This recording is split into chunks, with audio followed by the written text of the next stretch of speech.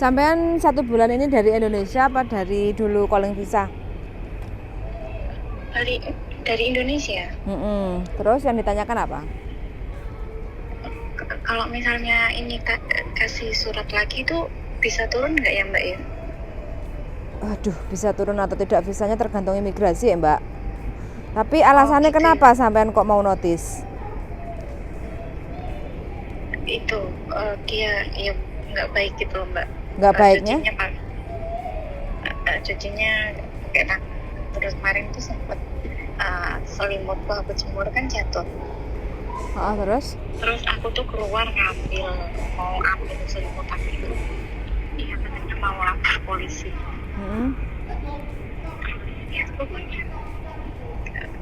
nggak kayak sewajarnya kayak orang paranoid gitu. Sampean yang struggle bisa nggak? Kuat nggak? Jangan lemah lembut kayak gitu loh. Jadi harus dia semakin kasar, sampean juga harus lebih kasar. Jadi, iya, aku juga seperti itu sebenarnya Mbak. Tapi aku juga suka cari gara-gara terus gitu. Jadi kan ujung-ujungnya tuh solusinya biar sampean biar sampean nggak notice kayak gitu loh. Kalau memang tinggal sampean kuat kamu apa kuat saya kayak gitu. Kalau kuat sampean berarti kan sampean di-interminate. Kalau memang kasarane nggak pas kayak gitu kan. Tapi kalau sampean mundur alus kayak gini kan sampean yang kalah kayak gitu loh. Tapi kalau misalnya sampai saya dikeluarkan itu, kalau misalnya lagi nyari di sini bisa? Mbak bisa cari majikan itu pasti bisa, tapi masalah visa turun atau tidak itu tergantung imigrasi. Karena semua direkod kayak gitu loh. Iya. Kan dulu perjanjiannya liburnya minggu, tapi sekarang liburnya malah hari Sabtu. Malah kalau masalah libur itu kan kita nggak bisa milih harus Minggu, harus Sabtu, harus Senin atau Selasa kayak gitu kan.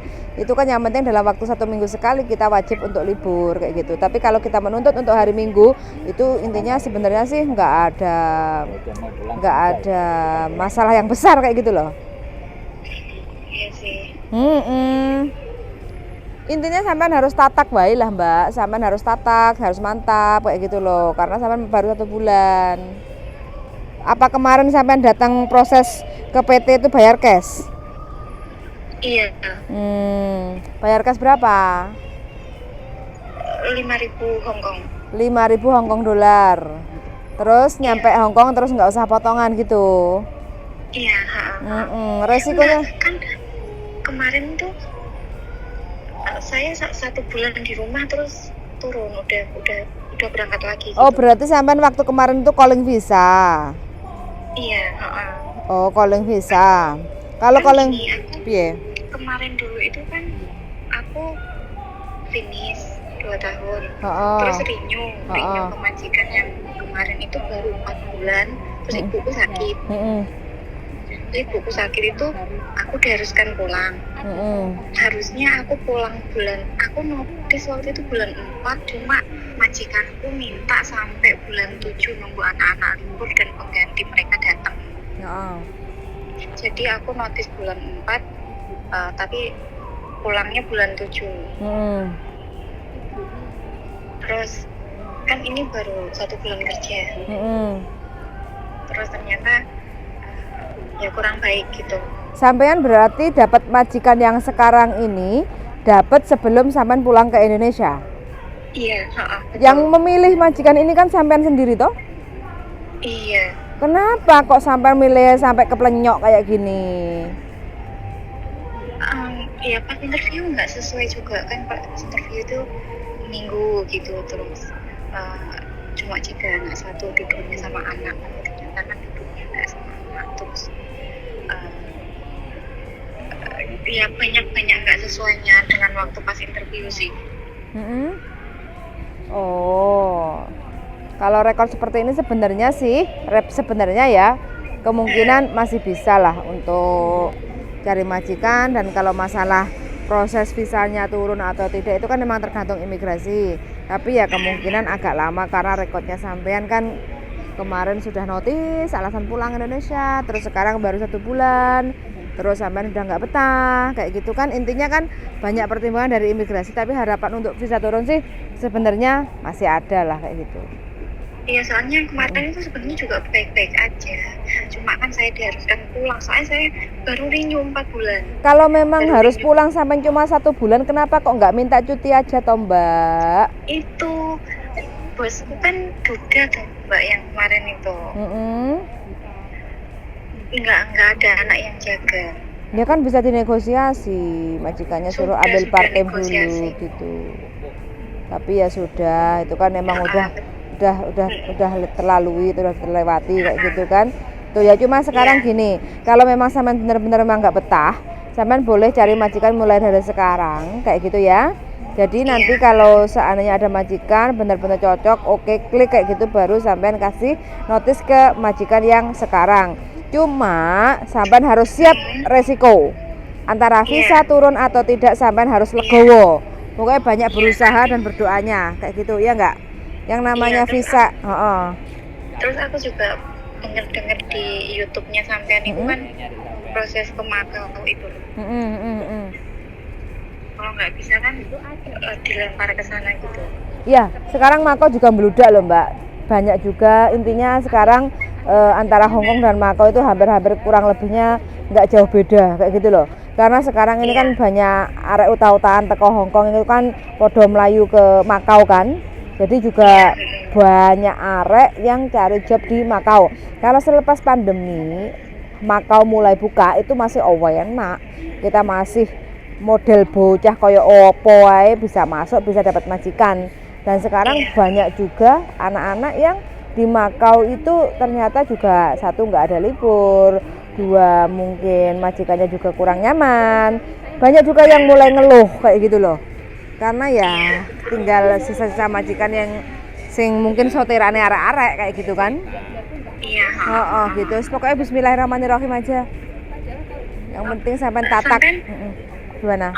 Tapi sampean di-agent kan Mbak kalau bisa? Saya nggak full time di agentnya Mbak. Soalnya kalau saya full time itu pasti saya nggak bisa selalu anytime angkat telepon kayak gitu. Gitu. Iya. Kalau itu kan saya bisa minta bantuan untuk carikan majikan gitu. Insya Allah kalau untuk carikan majikan insya Allah bisa membantu, tinggal cocok yang mana kayak gitu kan. Itu aku biasa jaga anak, nggak pernah jaga orang tua soalnya. Usia berapa tuh sekarang?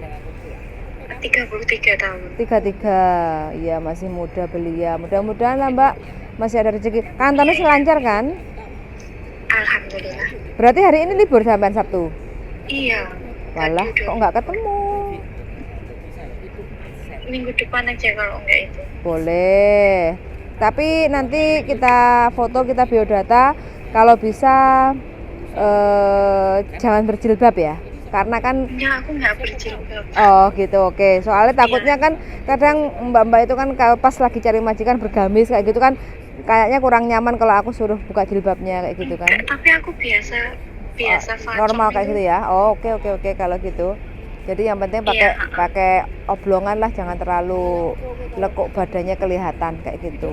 Oh iya. Kayak gitu ya. Hari Sabtu itu ketemunya di mana? Nanti kita ketemu dulu di Kos BB juga bisa. Soalnya kan aku tinggal di Kos BB. Terus sekalian dokumen ada toh kayak paspor, kontrak kerja itu kalau bisa di-scan ya Mbak. Sampai scan, sampai simpan di HP sampean. Jadi sewaktu-waktu sampean seandainya cari majikan kan pasti membutuhkan itu, ya enggak? Jangan dikasih yang aslinya dulu. Terkecuali kalau memang sampean sudah dapat majikan, barulah paspor sama kontrak kerja itu dikasih sama visanya. Karena kan memang untuk proses ganti majikan. Selama belum ada majikan, cuma daftar-daftar doang, kasih yang scanannya aja, kayak gitu loh ya. Kalau di scan di HP itu berarti harus tiap lembar. Ya no, tapi sampean scan-nya harus di tempat fotokopi Mbak, biar nggak pecah. Per lembar kayak gitu loh. Jadiin satu file nggak apa-apa, terus nanti bisa di WA disimpan HP ini sampean toh. Jadi kalau seandainya sampean ketemu sama saya, kita kan butuhkan dokumen sampean untuk arsip kayak gitu kan. Jadi sampean tinggal kirim file ke saya kayak gitu loh. Jadi kan nggak perlu tentang-tenteng kopi nih kayak gitu loh ya.